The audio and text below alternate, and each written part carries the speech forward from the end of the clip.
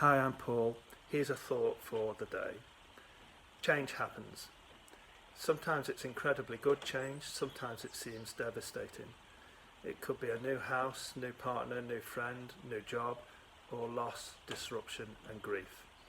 Sometimes change is God ordained, sometimes only God will get you through it.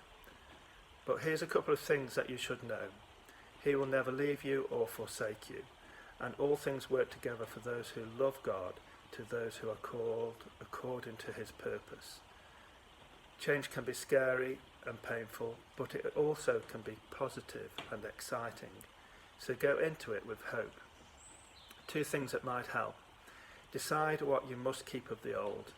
Make a memorial or an archive if you need to, but don't dwell in the past. Embrace the new. Recognise this is the way things are going to be, and work out the best ways of doing life now change has come. I wrote this based on some of my favourite words from Ecclesiastes 3. You will probably recognise the sentiment. A time for what? To give birth to new ideas, new ways of thinking that benefits community, society, neighbours, fairness and sharing, resources and burdens, a new way to love, a new way to be. A time for death, to negative things that cause harm and unhappiness, death to pointless things that cause jealousy, envy and guilt, death to homelessness and poverty and all exploitation.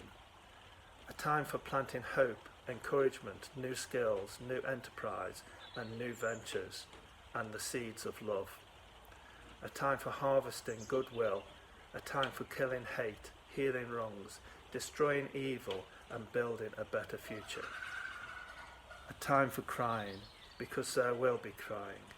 A time for laughter and weeping and dancing. Darkness will be here for a little while, but joy will come in the morning. A time for throwing stones away and thinning out and getting rid of all that junk. A time for gathering, recognising what is really of value and worth holding on to.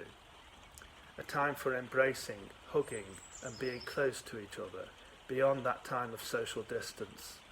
A time for finding a new contentment and losing old bad habits, keeping new friends and losing old toxic acquaintances. A time to tear up the straps of bondage and sew up the wounds of the heroes. A time to listen to the muted and speak up for the voiceless.